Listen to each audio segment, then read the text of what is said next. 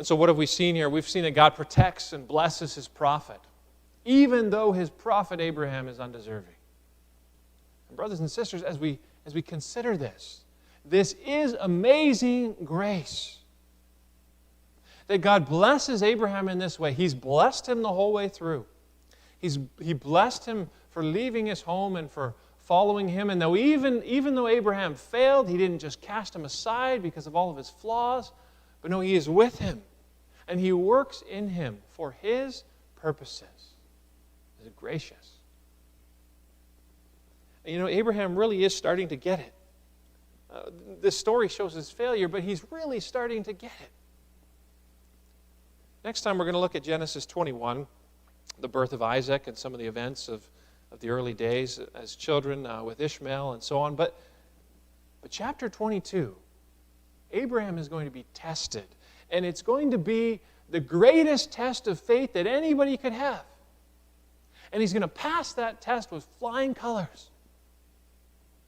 And so as we ask the question, why is this text placed here? What is the purpose of the story? Why has God inspired this of all the events in Abraham's life for us to be reading today? Well, it's because it shows us Abraham's weakness. See, you go back to Genesis 18, when Abraham's pleading on behalf of Sodom. And it's a great story for Abraham. It's a great look on him. He's brave. He's showing leadership and wisdom, and he's showing a desire for justice. It's all good. Great. And then there's Genesis 22, as I just mentioned, where Abraham shows complete submission to God. He has just such strong faith, tremendous faith. And you might look at all of this and you might think, well, Abraham is a superhero. Abraham's just a cut above. Like, I can't do this. I can't live this way. I can't live in faith because I'm not like him. I don't have what it takes. I don't have his strength. I don't have his courage. I don't have his faithfulness. You might be tempted to think that way. But then there's Genesis 20, which is not so great. And it's actually then not a weird fit in all of this, but it's a perfect fit.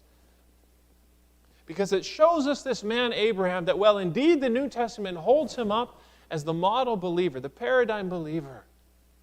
He is not perfect. He is not a superhero. In fact, none of the important and famous figures in the Bible are superheroes.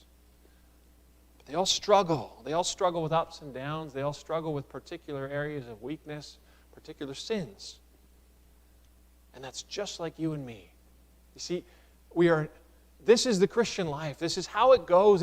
It's not just one straight line, a linear constant that just keeps on going up, up, up. You could graph it and just see the line. No, that's not the Christian life. It has peaks and valleys and potholes and all of these things, unexpected. You know, you come to church, or in this time at least, you listen to a sermon on Sunday, and the preaching, hopefully you take it in, and it motivates you, and it encourages you, and it equips you. But then Monday comes, or Tuesday, and stuff's starting to fall apart, and you wonder, I don't know what to think anymore. I don't know how to approach this. I don't know what to do. What's God doing? What's God up to in my life? Can God do what needs to be done? Or maybe I need to help Him a bit, like Abraham's thinking here. Maybe I need to manipulate things a little bit. Maybe I need to kind of put my own strategy into this to help make sure that this works. Maybe I need to compromise a little bit just to kind of help things out. And then there's certain things we struggle with in particular. It could be anything for you. It could be indulging yourself. It could be you're struggling with contentment. It could be that you're struggling with fear also at this time. What's the future holding for our nation, for our city, but also for me, my family, perhaps? There's all sorts of things that we could be struggling with, but God is faithful, and God is gracious. And so we can have hope